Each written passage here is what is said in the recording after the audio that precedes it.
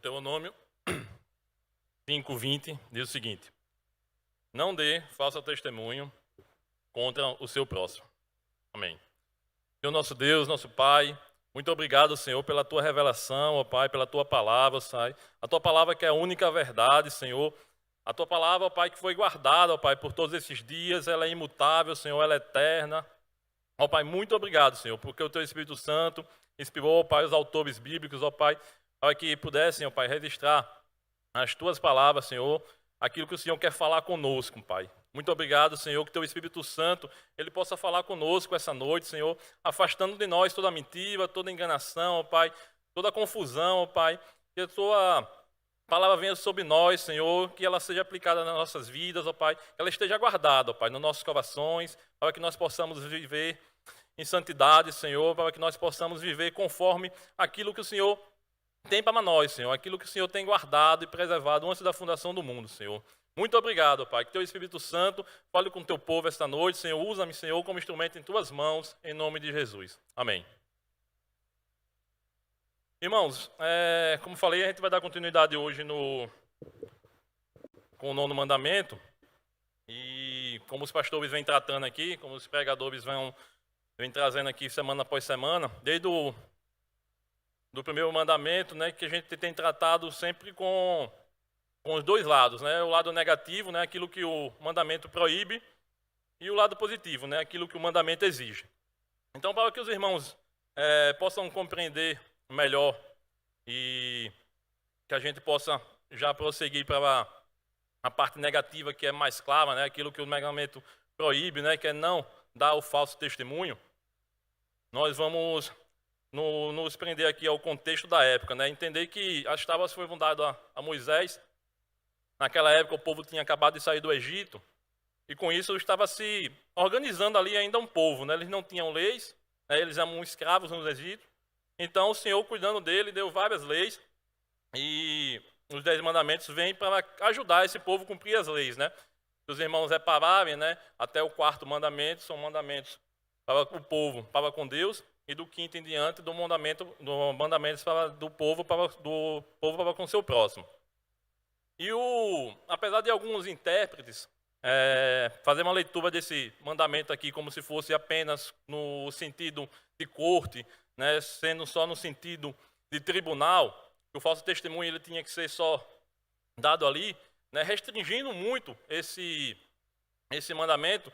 Isso é entendido porque, sim, naquela época, né, o povo estava necessitando justamente para que eles pudessem não acusar falsamente, né? Se nós lembrarmos, naquela época não havia câmeras, não havia polícia científica, não havia equipamentos forenses, né? Que pudesse tirar ali a digital, que pudesse tirar ali um DNA de um sangue achado. Então, aquilo que seria levado como prova para acusar alguém era o testemunho, né? E em alguns casos, né, o Senhor, percebendo, né, o Senhor aqui dando ao seu povo, para que eles não usassem isso de forma a prejudicar ninguém, né, porque nós sabemos que naquela época haviam muitas penas capitais, né, alguns pecados, alguns crimes cometidos naquela época eram passíveis de morte. Então, para que não houvesse abuso, para que uma testemunha se levantasse para acusar o outro, né, de forma com ódio no coração, com raiva contra o seu próximo, e levar aquele acusado à morte injusta, o Senhor deu esse mandamento. Então, para evitar abusos, os irmãos podem acompanhar comigo no livro de Deuteronômio mesmo, no capítulo 17, os versículos 6 e 7.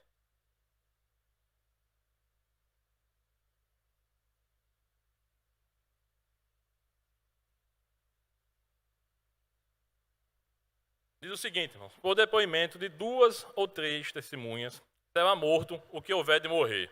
Por depoimento de uma só testemunha não morrerá. A mão das testemunhas será a primeira contra ele, para matá-lo, e depois a mão de todo o povo. E assim eliminarão o mal do meio de vocês. Então, irmãos, aqui você vê que o Senhor tendo esse cuidado, né, para que não se levantasse apenas uma testemunha da acusação e aquele morresse por uma acusação falsa, o Senhor colocava mais uma pessoa para que só assim pudesse levar a pena capital. E Depois ainda, era o próprio acusador, né, a própria testemunha, que seria o primeiro a tirar essa pedra. Por que isso? Né? Porque ele ainda teria o tempo de se arrepender, né, antes de cometer ali mais um crime. Né? Ele estaria já cometendo, pecando aqui no 9º mandamento, né, levantou o falso testemunho, acusou injustamente alguém, e também estaria cometendo assassinato. Né? Ele, jogando a primeira pedra, seria ele também assassino. Então, o Senhor, cuidando do seu povo, deu esse mandamento. E para que os irmãos entendam também, se os irmãos não sei se sabiam, mas para a gente acusar um presbítero, né? Paulo escreve a 1 Timóteo, que para você fazer uma acusação contra um presbítero é preciso de pelo menos 2 pessoas. Né? Isso também porque o Senhor está guardando ali, não a pessoa do presbítero fulano de tal, né? O presbítero não tem fogo privilegiado, mas o Senhor está guardando ali o ofício, né? O Senhor está guardando ali o presbiterato. Os presbíteros são alvos muitas vezes de olhares maldosos, né? Porque estão sempre aqui na frente, os irmãos sempre estão vendo. Então, o Senhor guardando o ofício do presbítero, também Paulo escreve a Timóteo que só aceita acusação contra presbítero de 2 pessoas. Então, se era assim, para guardar um ofício, imagine para guardar a vida, né, irmãos? Então, o Senhor dá esse mandamento ao seu povo para guardar a vida. No entanto, esse mandamento ele não só proíbe o falso testemunho. Né? O falso testemunho ele é uma mentira. Então, esse mandamento ele proíbe tudo aquilo que é falso, né? Tudo aquilo que é contra a verdade. Tudo aquilo que não for verdade, esse mandamento proíbe.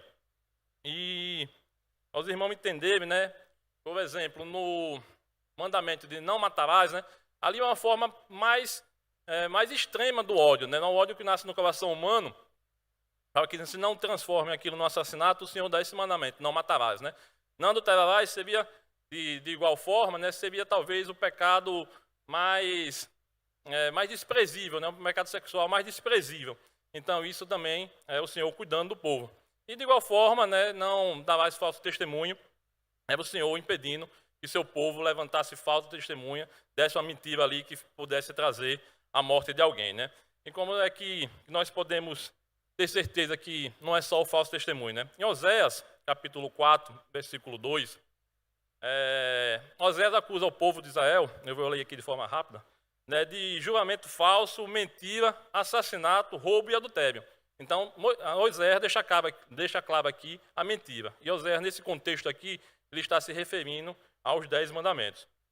E outra alusão que nos traz também a certeza de que não é só o falso testemunho, mas como qualquer mentira, é que essa partícula hebraica no livro de Êxodo é traduzida como falso, mas apesar de na nossa tradução em Deuteronômio trazer também a partícula hebraica do livro de Deuteronômio como falso, ele na verdade seria mais bem traduzido se ele viesse com um vão, né, vazio, porque toda mentira sim é vã, toda mentira é vazia.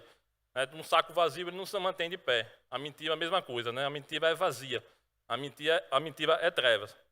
Então, se os irmãos também acompanharem Tiago, capítulo 3, 14, né? Tiago é bem claro quando diz, nem mintam contra a verdade. Então, nós percebemos aqui que não é só no contexto de tribunal, não só no contexto de corte. Sim, a verdade está interligada à justiça, né? Você só tem justiça, de fato, se você tem a verdade. Então, as pessoas fazem essa ligação, mas toda mentira, irmãos, ela é proibida por esse mandamento. A omissão também não deixa de ser uma mentira. Então, se a gente se omite, até testemunhar, quando nós somos testemunhas oculares de algum fato, né, e vê que alguém está sendo prejudicado, e nós simplesmente nos calamos, isso também é omissão, isso também é proibido pelo 9º mandamento. Assim como também omitir fatos para nos beneficiar de alguma maneira, também é proibido nesse mandamento. Assim como as meias verdades, né? Não existem meias verdades, irmão. Meias verdades são mentiras completas. Então, isso também não deve ser feito. E outros sinônimos de mentira, né? Como calúnia, difamação. Isso faz muito mal no meio da igreja e também no mundo como um todo, né? Não há um relacionamento que se sustente com mentira, não há boas práticas que se mantenham por muito tempo baseados em mentira. Então, entendendo que o mandamento ele proíbe toda e qualquer mentira, então aquilo que ele exige é a verdade. E o que é a verdade, né? A verdade é uma pergunta até bem complexa, né? Porque se a gente pergunta o que é a verdade, a resposta, a explicação, aquilo que alguém vai nos falar, que vai tentar explicar sobre a verdade, a gente tem que tomar aquela resposta como verdade. Então é uma pergunta bem complexa, mas a gente consegue entender o que é a verdade pela a luz da palavra. E a verdade, irmão, ela é absoluta, ela é eterna, ela é imutável, né? Ela não muda, apesar de que eu ou você não concorde com alguma coisa, que seja verdade, não vai deixar de ser verdade, por mais que a gente não concorde. Então a verdade, ela permanece apesar de nós. Então se a gente consegue descrever, por exemplo, a verdade, a semelhança do Criador, a gente pode dizer que o Senhor é absoluto, o Senhor é eterno, o Senhor é imutável. Então a verdade está contida em Deus, né? É um atributo de Deus a verdade. Então fica mais fácil nós compreendermos que tudo que vem do Senhor, se a palavra do Senhor a gente aqui é revelada, é verdade. Se os senhores irmãos abrirem, por exemplo, o livro de João, o Evangelho segundo João, no capítulo 18, a partir do versículo 33, diz o seguinte, a partir do verso 33, João capítulo 18. Pilatos entrou novamente no pretório. Chamou Jesus e lhe perguntou: você é rei dos judeus? Jesus respondeu: esta pergunta vem do Senhor mesmo, ou foram outros que lhe falaram a meu respeito? Pilatos respondeu: por acaso sou judeu? A sua própria gente e os principais sacerdotes é o que te entregaram a mim. Que foi o que você fez? Jesus respondeu: o meu reino não é deste mundo. Se o meu reino fosse desse mundo, os meus ministros se empenhariam por mim, para que eu não fosse entregue aos judeus. Mas agora, o meu reino não é daqui. Pilatos perguntou: então você é rei? Jesus respondeu: o Senhor está dizendo que sou rei. Eu para isso nasci e para isso vim ao mundo, a fim de dar testemunho da verdade. Todo aquele que é verdade ouve a minha voz. Pilatos então perguntou: o que é a verdade? Então, irmãos, veja que após a pergunta de Pilatos não houve mais resposta, porque o Senhor já havia respondido isso no versículo anterior, né? Ele veio a esse mundo a fim de dar testemunho da verdade, e todo aquele que é da verdade ouve a sua voz. Então, irmão, a verdade está contida no Senhor, né? Não há verdade fora de Deus. O próprio Jesus, nesse mesmo evangelho, ele vai dizer que é o caminho, a verdade e a vida. Então, não há, irmãos, como a gente procurar na ciência, não há como a gente procurar no Estado, não há como a gente procurar em nenhuma autoridade a verdade se ela não proceder do próprio Jesus, se ela não proceder do próprio povo de Deus. E como é que a gente pode ter certeza de que estamos vivendo e como nós estamos escutando lá fora e o que a gente é pregado é a verdade? Através da Bíblia, irmãos. A Bíblia está aqui revelada toda a verdade que o Senhor nos deixou. E se os irmãos perceberem, né, aqueles que são especialistas em falsificações, o que é que eles fazem, né? Eles não estudam as falsificações em si, porque existem várias e várias falsificações, né? Um ourives, ele não pega uma pepita falsa e vai estudar, ele estuda o ovo. Então, ele quando pega uma pepita de ovo falsa, ele já pelo toque, ele já consegue distinguir. Mas não é porque ele estudou a falsidade, mas porque ele está muito bem estudado naquilo que é real. Quando a gente chega no banco, né, está lá o caixa e está aqui contando dinheiro, daqui a pouco ele para, porque ele sentiu no meio daquelas notas verdadeiras uma falsa. Ele já conhece, de tanta prática que ele tem com de pegar o dinheiro certo, o dinheiro real, né, o dinheiro de verdade, ao tocar numa nota falsa, ele já identifica. Então nós temos que ser assim também, irmão. Nós temos que estudar a palavra. E isso vem aqui como um alerta, né? Às vezes a gente tem costume, talvez, de estar visitando outras igrejas, semanas após semanas, e porque o louvor lá é bom, porque o pregador abre a Bíblia e fala de Jesus, mas em teologias, irmão, cada detalhe é importante. A Bíblia, ela se revela como um todo, e para interpretar a Bíblia, a gente tem que interpretar a própria Bíblia pela Bíblia. Então nós temos que tomar cuidado ao estar lá fora bebendo de poços que não são de verdade, irmãos, que não jorram realmente a palavra de Deus, quando nós deveríamos estar cultuando ao Senhor em igrejas realmente bíblicas, em igrejas que realmente pregam a verdade e nada mais que a verdade, irmão. Nada nesse livro que foi nos deixado deve ser acrescentado nem tirado. Assim também diz o Senhor no livro do Apocalipse. E por se os irmãos lembrarem, né, se os irmãos que estudavam em história por mais um tempo, por bastante tempo, os filósofos, os pensadores, os estudiosos, né, pelo menos até talvez a Idade Média, um pouquinho depois, eles tentavam explicar tudo o que acontecia no mundo, a realidade, a filosofia, a matemática, tudo eles baseavam na divindade. Por mais que alguns deles, ou a maioria, estavam equivocados sobre o que era a divindade, eles não se baseavam neles mesmos, eles não se baseavam no homem, eles sempre tentavam explicar as coisas tomando como verdade a divindade. E isso foi até aproximadamente século XV ou XVI, com um movimento que os irmãos já devem ter escutado, né, que é o humanismo renascentista, que é quando o homem parou de procurar no Senhor a verdade e passou a procurar em si mesmo, né? Os irmãos devem ter ouvido, ou pelo menos algum desses que participavam desse movimento, como Leonardo da Vinci, entre outros.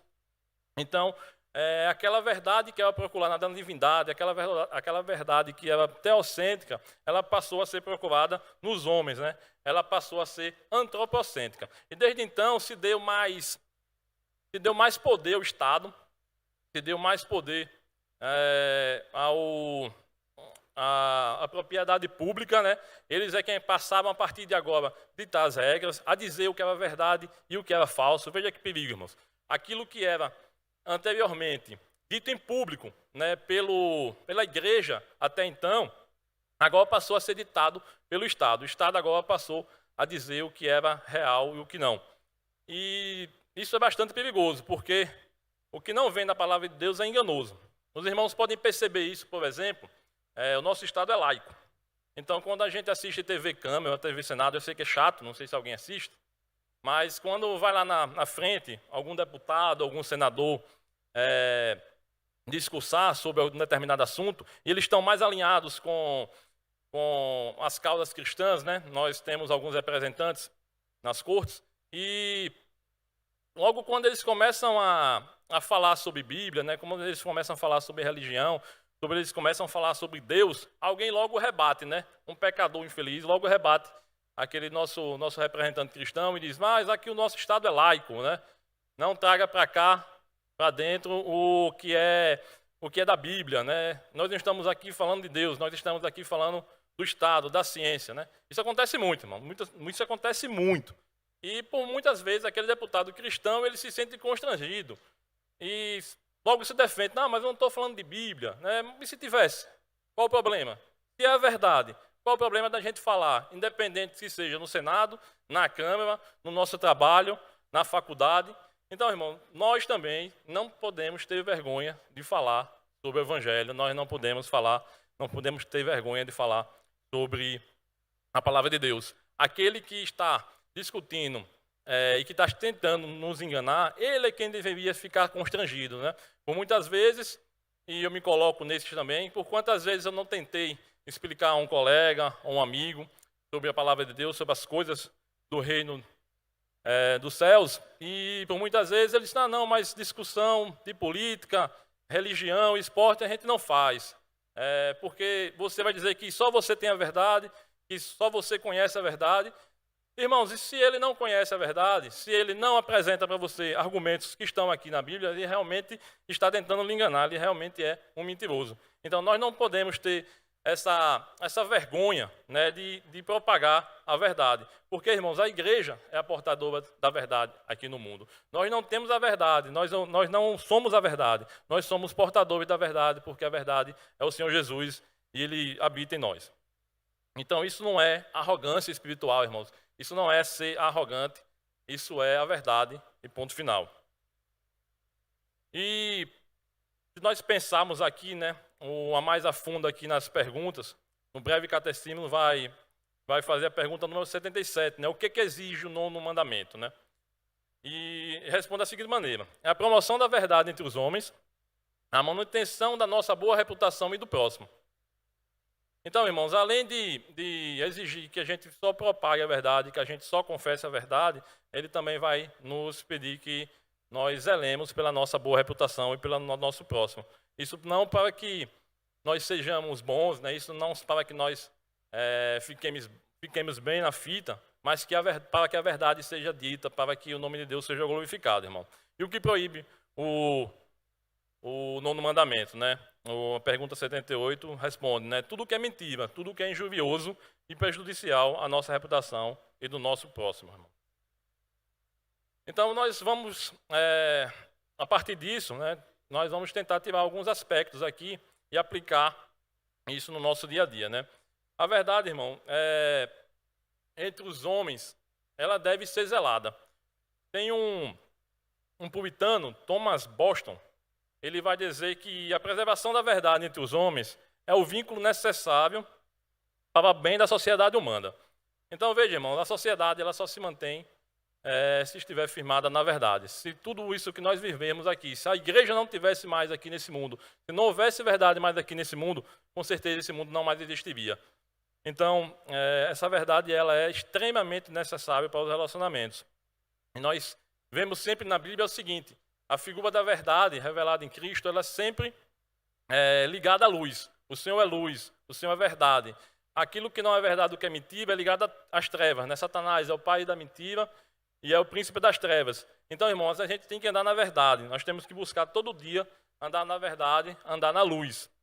As pessoas que não vivem em verdade, que vivem no engano, elas realmente passam por esse mundo de uma forma que é triste, irmãos. Elas estão caminhando a passos largos para o inferno, sem dúvida alguma. A gente vai ver isso mais para frente. Então, a gente tem que desconfiar daquilo que o mundo prega como verdade. A gente tem que preservar as nossas crianças, por exemplo, quando a gente expõe a elas a educação secular. Eu não estou falando aqui só de ideologia de gênero, só sobre aquela apresentação de falsa família, né, que a educação laica tenta apresentar. E eu não estou falando aqui só deles negarem a Cristo, né? Percebam que eles falam ser uma educação laica, uma educação que não leva em consideração nenhuma religião.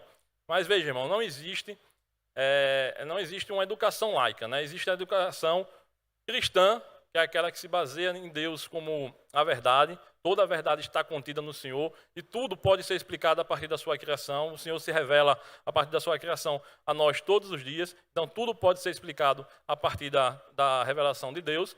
E aquela educação que se diz laica, na verdade, ela também é confessional. Só que tudo que ela tenta explicar, ela nega a existência de Deus. Então, vejam, se nós não tenhamos que ficar atentos, né, com as nossas crianças, do que elas estão aprendendo no mundo lá fora, né? É muito comum também nós expomos as crianças às pequenas mentiras, né? Por exemplo, quantas vezes eu já vi alguém ligar lá para casa e alguém me dizer assim, eu quando menor, não liga que eu estou não, né? Ou então a gente manda uma criancinha, chama ali o irmão fulano de tal, o irmão fulano de tal disse, eu estou ocupado, não está fazendo nada, está ali conversando, bebendo água, não estou ocupado, não vou agora não. E a gente acaba expondo às nossas crianças essas mentiras. E elas crescem achando que a mentira faz parte do dia a dia. Elas estão achando que aquilo é comum. Então nós temos que ter cuidado com aquilo que nós vivemos, com aquilo que nós pedimos para que as crianças façam. Nós temos que ter cuidado aquela educação que ela está sendo exposta lá fora. Nós temos que ver se o que eles estão vivendo, o que eles estão praticando é realmente a verdade. E nós podemos educá-los, nós temos esse dever, os pais e mães e pais têm esse dever de educá-los no caminho do Senhor, né? Um outro relacionamento que eu vejo também, que é sustentado em muita mentira, que acabam fracassando por diversas vezes, é um relacionamento conjugal, né? Quantas vezes lá na empresa, ou quantas vezes numa conversa entre amigos, a gente não brinca com o outro, que o cara tem ele esconde da mulher quanto ganha no trabalho, faz hora extra, e aí ele não diz à mulher que fez aquela hora extra naquele mês para ele ter aquela quantia a mais do salário normal dele, para ele poder gastar como ele quer. Por muitas vezes ele já tem um cartão de crédito que é entregue lá na empresa, a fatura, para que a mulher não chegue em casa, né, receba a fatura e veja no que ele está gastando. Veja, irmãos, isso é muito comum. Eu conheço vários amigos meus do trabalho e vejo isso acontecer em mim. Mas veja, se o relacionamento é baseado numa mentira, é uma vida de engano. Veja se esse relacionamento tem como prosperar. Veja como esse relacionamento ele tem como ser realmente próspero, né? E tudo isso, irmão, faz parte do nosso dia a dia, isso está realmente ao nosso derredor, isso está nos cercando, né? Uma outra coisa muito comum, eu falo muito de trabalho porque eu acho que quando eu passo muito tempo, mas uma outra coisa muito comum no trabalho é o cara que falta e mente que estava doente, não sei como consegue atestado, ou uma outra mentira comum no trabalho é você negar, né, alguma coisa para que aquilo não lhe traga algum prejuízo, né, alguma coisa que você deixou de fazer, o patrão lhe deu uma atribuição, você tem uma meta a cumprir e você fez qualquer tipo de coisa, menos aquilo que você devia ter feito, né, o seu trabalho. E aí chega no dia, o patrão lhe pergunta, você já fez? Eu já fiz. Aí você vai lá rapidinho, faz de qualquer jeito e manda aquele trabalho. Isso também é uma mentira, irmãos. Isso é bastante comum. E nós temos medo, muitas vezes, de assumir a verdade, pensando que a verdade nos prejudicará, né? E viver na verdade, irmãos, é viver confiando no Senhor. Mesmo que a gente ache que dizer a verdade vai nos trazer algum prejuízo, o Senhor está cuidando de nós, irmãos. E se nós andarmos em mentira, é muito pior. Então, prejuízo maior é viver na mentira do que contar uma verdade e, por um acaso, alguém possa achar que vai lhe trazer algum prejuízo. E aqui também nós temos que ter outro cuidado, né? Eu não estou falando aqui também daqueles que interpretam o mandamento de forma literal, né? Não minta de forma alguma, né? Por exemplo, na Bíblia nós temos alguns casos, né? Algumas histórias que o Senhor não condena, né? Por exemplo, as parteiras no Egito, quando o faraó manda ele matar todo nascido homem, né, dos hebreus, aquelas parteiras ela enganam o faraó. Também Raabe, né, engana ali os cananeus para que os espiões de Josué desçam e preservem a vida. Veja que ali foi preservada a vida, né? Então o Senhor não condenou-os por essa mentira, por essa enganação. Eles usavam dessa artimanha, mas foi para preservar um bem maior, para que aquele povo mau, não fizesse mal ao povo de Deus. Uma outra coisa também que pode ser usada, uma figura de linguagem, né? Uma fábula ou um exagero linguístico, né? Quando os irmãos entendem que a gente usa isso aqui e os irmãos entendem que é uma figura de linguagem, isso também não é mentira, né? O Senhor usa várias fábulas, né? O próprio Cristo vai usar, o próprio Cristo vai dizer que é a videira, o próprio Cristo diz eu sou a porta, né? Os irmãos entendem que isso são fábulas, que isso são figuras de linguagem e elas podem ser usadas, né? Mas para continuar, irmãos, eu queria que os irmãos abrissem o livro de Efésios, a partir do capítulo 4, verso 25.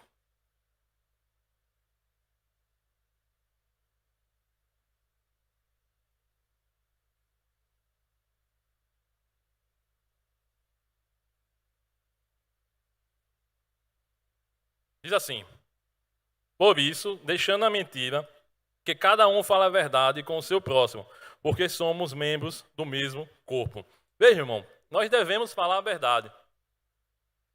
Aqui no final do versículo vai dizer, porque nós somos membros de um próprio corpo. Então, Cristo é a cabeça, a igreja é o corpo, e nós somos membros. Então, quando nós mentimos, nós falamos mal da cabeça, que é Cristo, nós fazemos mal ao corpo, que é a igreja, e nós fazemos mal a nós e a nosso próximo, que somos os membros.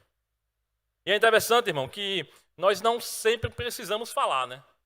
Mas que quando nós tenhamos essa posição de falar, que nós realmente falamos aquilo que é verdade. Mas também é de boa prática que os irmãos também saibam a hora de falar.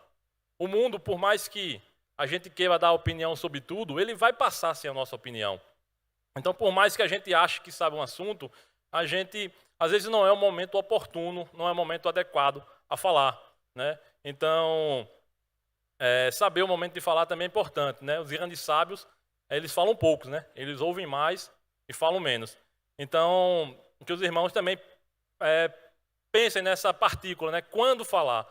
Então, nem sempre é necessário falar, mas quando falar, que fala a verdade. Aqui uma outra coisa também que os irmãos devem se atentar é o seguinte. Também se omitir, né, da fala, né? Muitas vezes pode não ser também um ato de sabedoria. Quando estivermos em posição de falar, nós devemos sim falar a verdade.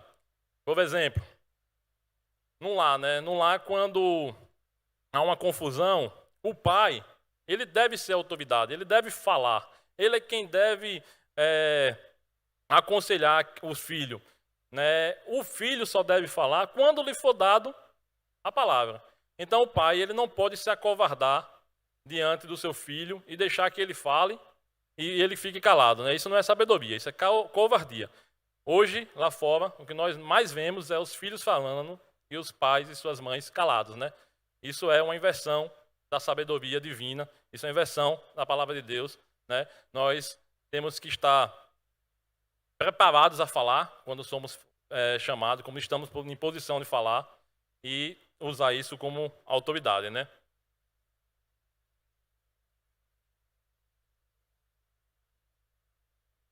Eu quero também pedir agora aos irmãos que abram o livro de Salmos, no capítulo 15, e o verso 2.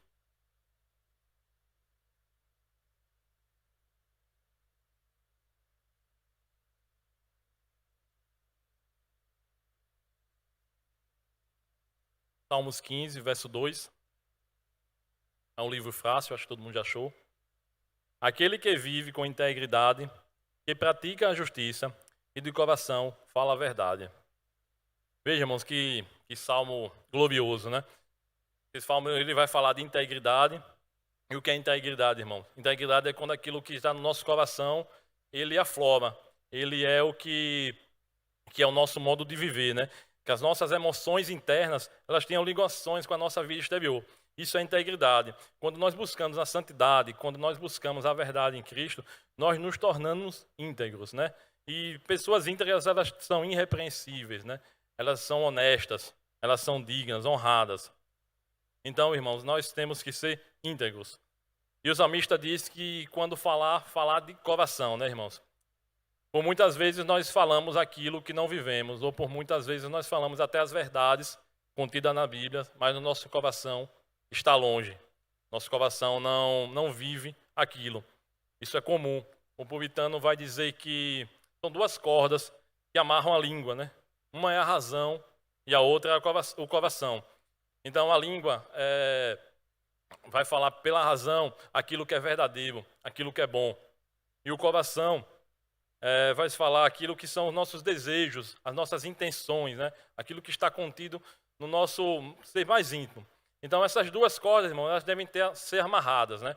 Elas devem estar amarradas de forma a ter uma continuidade entre o coração e a razão, entre a nossa vida interna, né? Entre o nosso ser e a nossa vida aqui prática nesse mundo. E quando uma dessas cordas se desamarra, irmão, isso é perigoso. Por exemplo, como eu iniciei, né? Quando a gente desata ao nó do coração, a gente fala a verdade, mas não vive, não pratica, o nosso coração está diante disso. E uma outra forma, um outro nó de desatar, que é um pouco mais difícil de explicar, mas eu vou tentar dar um exemplo, é quando a gente desata o nó da razão e fala só pelo coração, né? Porque tem muitas pessoas que, sinceramente, foram e irão para o inferno. Como é isso, irmão? Quando é que as pessoas, sinceramente, vão para o inferno? É quando eles estão baseados em mentiras, né? Por exemplo, terroristas, né? Baseados em ensinamento de falsas religiões, em falsas seitas, né?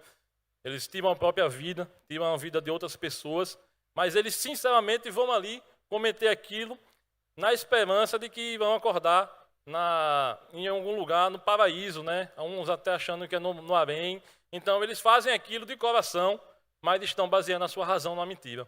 Então esse nó também está desatado. E uma outra parte, irmãos, também muito difícil de tratar nesse mandamento é sobre o que ele proíbe, né? A mentira, seja ela caluniosa, seja ela fofoca. Isso é um pecado que está triz da gente cometer, né? Quando a gente vê os outros pecados, né? Você às vezes ainda tem que talvez maquinar, né? Alguém que vai assassinar alguém, talvez tenha que fazer um plano. Alguém que vai furtar, que vai roubar, ele talvez também tenha que preparar ali o seu plano, a sua armação, né? Mas para mentir, para fofocar, para levantar falso testemunho, é só abrir a boca. Então nós temos que ter muito cuidado, porque isso é muito comum.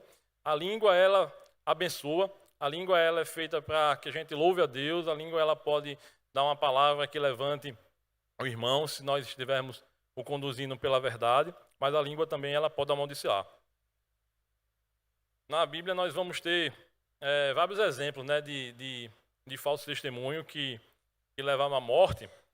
Vamos acompanhar aqui em Deuteronômio, capítulo 19, a partir do verso 16, a gente falar um pouco melhor sobre isso. Deuteronômio 19, do 16 ao 19.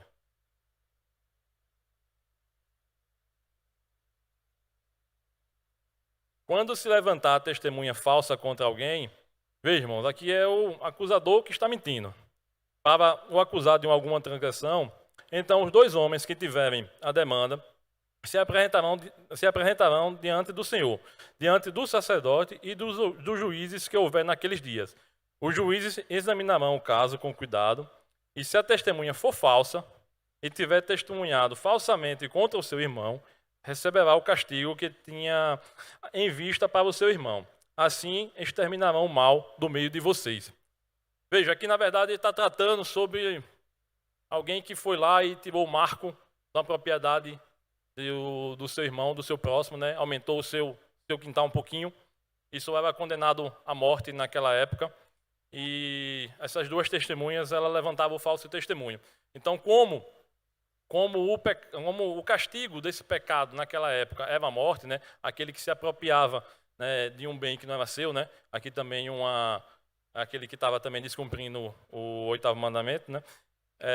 No caso, ele era condenado à morte. Mas os juízes ali, os anciões, perceberam que essas testemunhas estavam mentindo.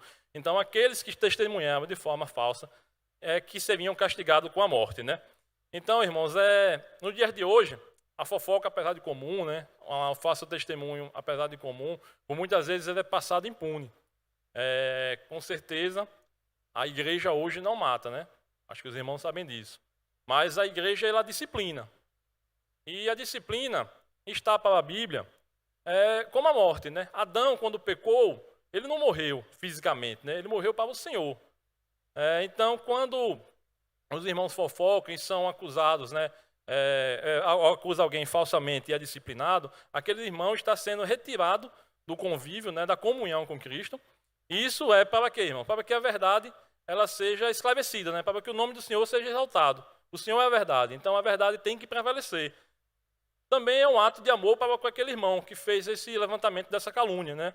Ele vai ter como se arrepender, né? Vai ter como se analisar e se voltar aos pés do Senhor e pedir perdão. E terceiro aspecto também, um terceiro objetivo dessa disciplina daquele que levanta o falso testemunho, é que os irmãos na igreja, né, a igreja perceba que tenham que ser temente a Deus, né, que não andem em mentiras, né, que só pratiquem a verdade, né.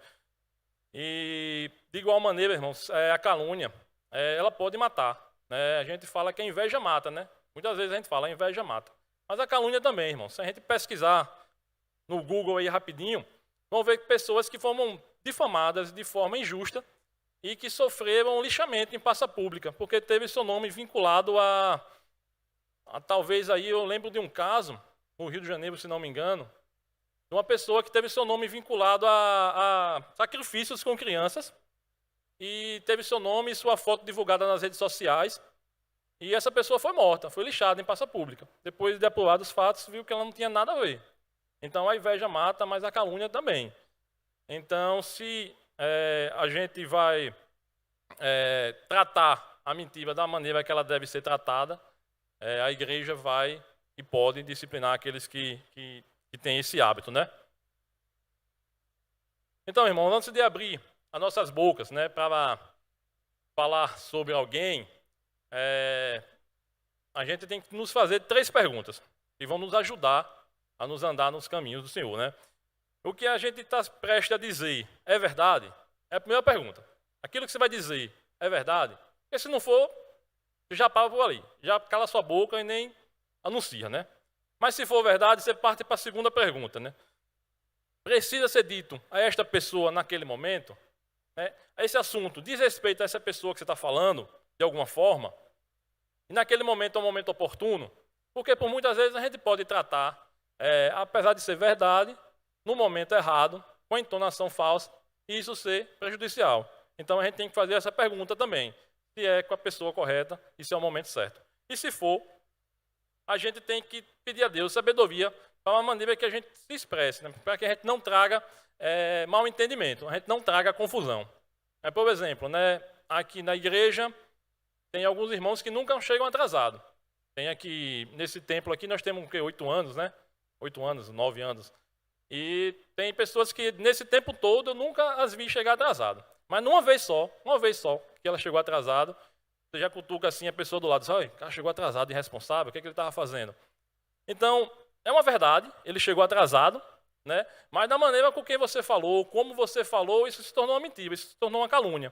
Então, que a gente tenha zelo, né, pela reputação do irmão, a gente não sabe o que aconteceu, a gente é muito rápido em julgar tudo hoje em dia, né? Nós vivemos na era das mensagens rápidas, né? Mensagens instantâneas. O que acontece do outro lado do mundo, em instantes a gente já fica sabendo aqui.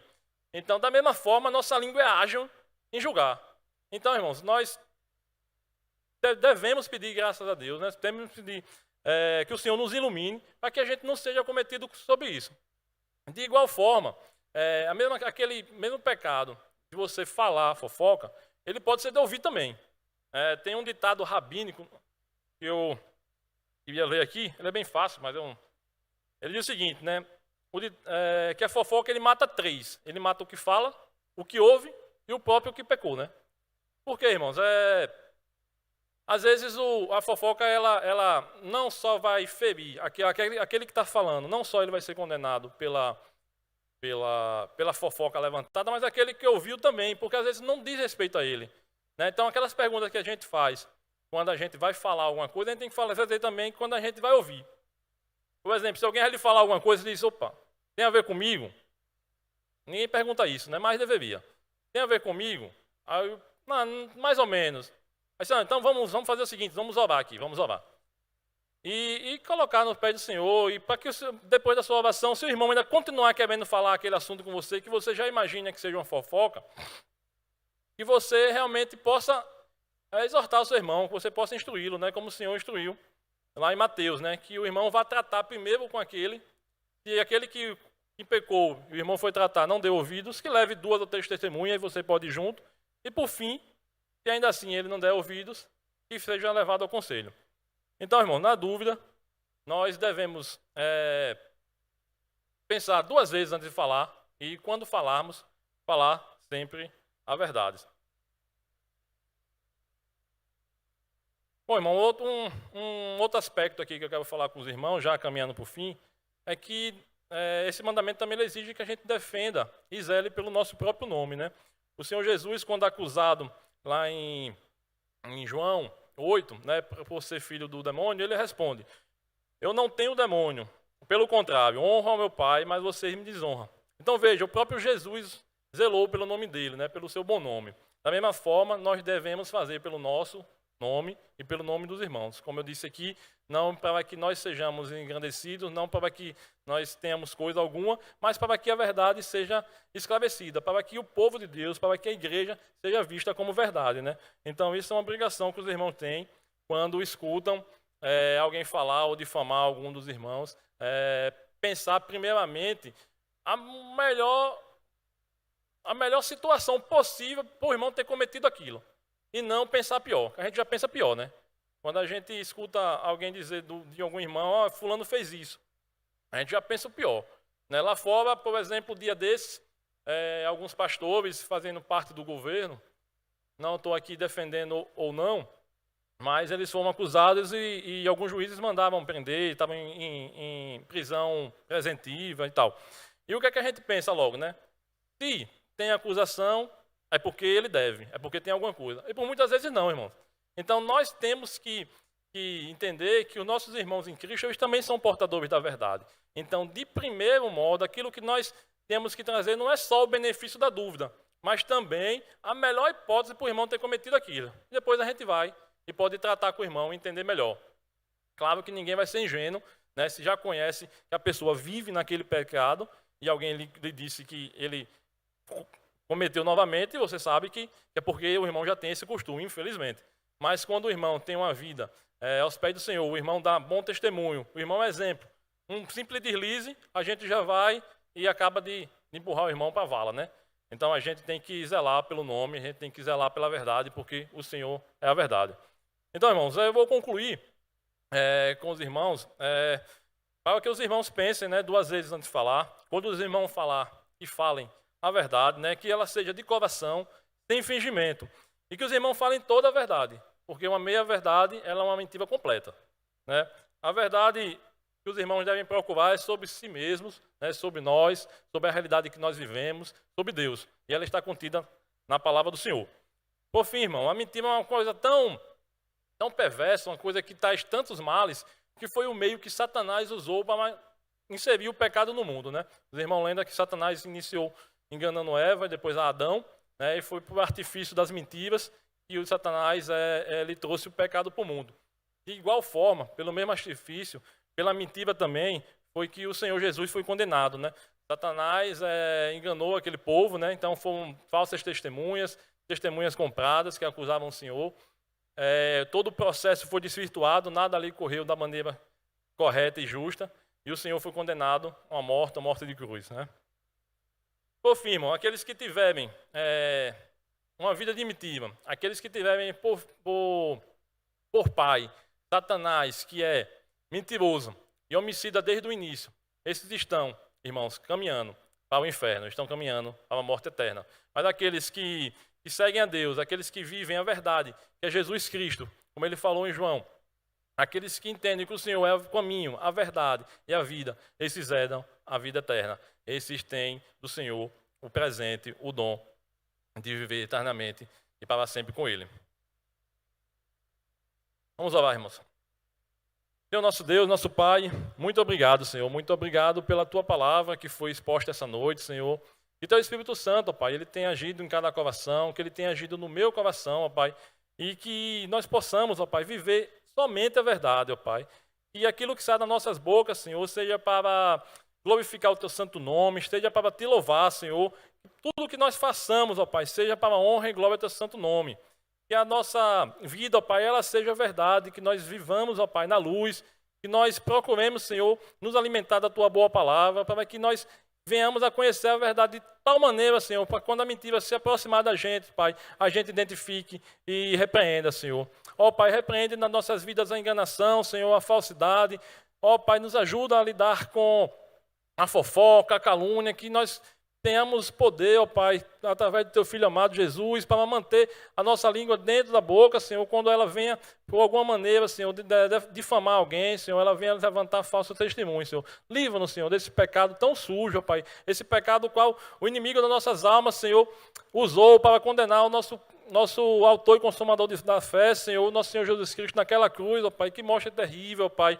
Que o Senhor nos venha, Pai, cuidar de nós, que nós possamos andar no Teu caminho, Pai, que nós possamos ser luz neste mundo, Senhor. Afasta de nós, Senhor, toda a mentira, toda a falsidade, Senhor, toda a treva. Guarda-nos, Senhor, em nome do Teu Filho amado Jesus. Amém.